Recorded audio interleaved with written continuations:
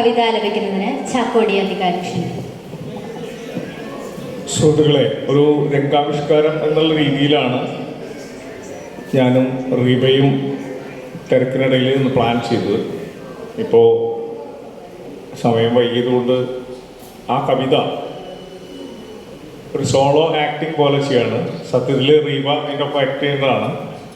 പിന്നെ ഈ പറഞ്ഞ പോലെ സമയം പുറത്ത് കടന്നു പോയിരിക്കുന്നു. എന്തായാലും ജിനമാഷക്കുള്ള ആദരം കാവ്യശിക്കയും കാവ്യശിക്കയുടെ മെയിൻ ഗ്രൂപ്പായിട്ടുള്ള ടീം മുല്ലനെയും ചേർന്ന്, പിന്നെ അതുപോലെ തന്നെ മാഷയുടെ ചങ്ങാതിക്കൂട്ടവും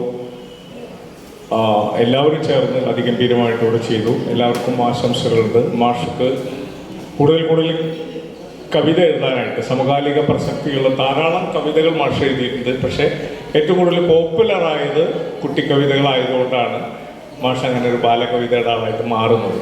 പക്ഷേ വളരെ പൊളിറ്റിക്കലായിട്ടുള്ള ചില കവിതകൾ പലരും ആലപിക്കാതിരിക്കുന്നതുകൊണ്ടാണ് അത് ആ രീതിയിൽ മാഷ് ഐഡൻറ്റിഫൈ ചെയ്യാൻ.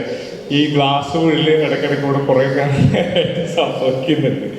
എന്തായാലും രക്തസാക്ഷിയുടെ കഴുത്ത് എന്ന് പറയുന്നൊരു കവിതയുണ്ട്. തീർച്ചയായിട്ടും നമുക്ക് എല്ലാവർക്കും കരുത്ത് നൽകേണ്ട ഈ കാലഘട്ടത്തിൻ്റെ ആവശ്യം എന്നുള്ള രീതിയിൽ എനർജി തരുന്നൊരു കവിതയാണ്. അങ്ങനെയും മാഷൊരു കവിത എഴുതിയിട്ടുണ്ട്. രക്തസാക്ഷിയുടെ കഴുത്ത്, അതാണ് ഇവിടെ ചിത്രീകരിക്കേണ്ടത്. പല പരിമിതി കാരണം നമ്മളത് ചെയ്യാതെ പോയതാണ്. എന്നാലും ഉണ്ണിയാർച്ചയ്ക്കായിട്ട് വേണമെങ്കിൽ ഇപ്പോൾ ചാടി എഴുന്നേറ്റ് ചെയ്യേണ്ടതാണ് റീവ. നമുക്ക് നോക്കാം. പെട്ടെന്നായിരുന്നു കഴുത്തിനും എഴുത്തിനും മീതെ ഒരു വാൾ വന്നു വീണു. പെട്ടെന്നായിരുന്നു കഴുത്തിനും എഴുത്തിനും മീതെ ഒരു വാൾ വന്നു വീണത്. ഒരു വാൾ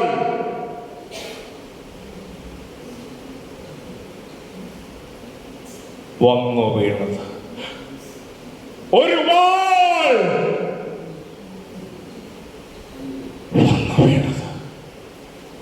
വന്നു വീണത് പെട്ടെന്നായിരുന്നു കഴുത്തിനും എഴുത്തിനും മീതെ ഒരു വാൾ വന്നു വീണത്. കടത്തനാടൻ കളരിയുടെ നാട്ടിൽ പക്ഷേ ഉണ്ണിയാർച്ച ഉറുമി ചുഴറ്റി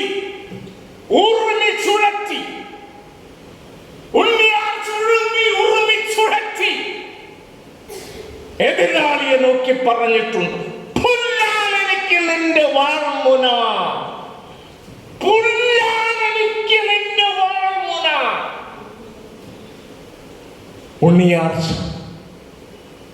ഉണ്ണിയാർച്ച കടത്തനാടൻ കളരിയുടെ നാട്ടിൽ പക്ഷേ ഉണ്ണിയാർച്ച ഉറുമി ചുഴറ്റി പുല്ലാനെനിക്ക് നിന്റെ വാൾമുന എന്ന് ആൺമേൽക്കോയ്മയ്ക്കെതിരെ പറഞ്ഞിട്ടുണ്ട്, പ്രതിരോധിച്ചിട്ടുണ്ട്.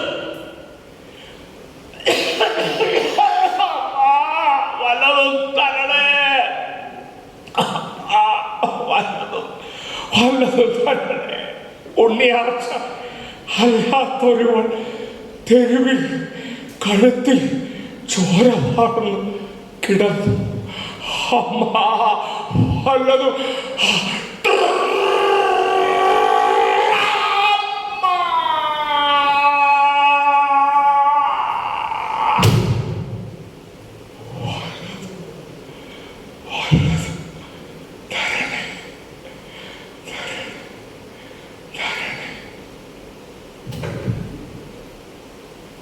ഉണ്ണിയാർച്ചല്ലാത്തൊരുവൻ തെരുവിൽ കഴുത്തിൽ ചോര വാർന്ന് കിടന്നു.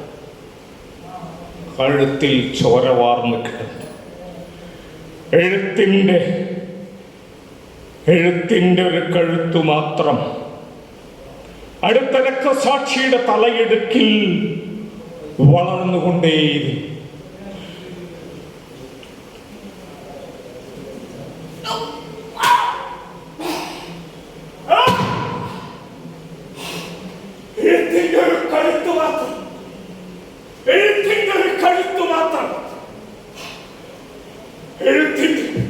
ഒരു കഴുത്ത് മാത്രം അടുത്ത രക്തസാക്ഷിയുടെ തലയിടുക്കിൽ വളർന്നുകൊണ്ടേയിരുന്നു വളർന്നുകൊണ്ടേയിരുന്നു വളർന്നുകൊണ്ടേയിരുന്നു.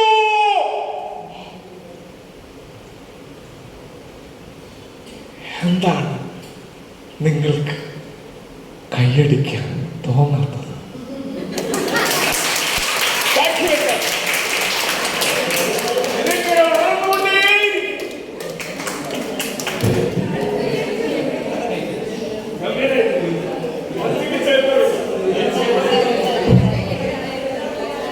റീബയ്ക്കും കൂടി വേണ്ടി